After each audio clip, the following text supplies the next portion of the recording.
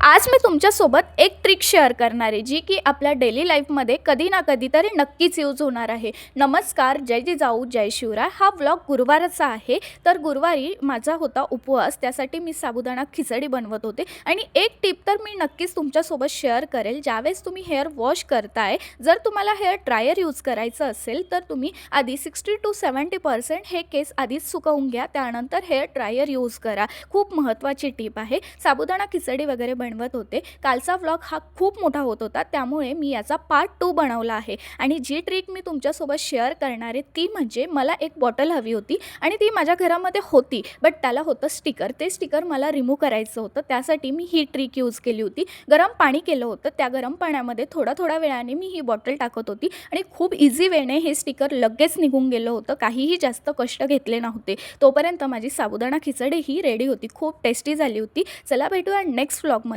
तोपर्यंत like, share, subscribe करा. चलो बाय.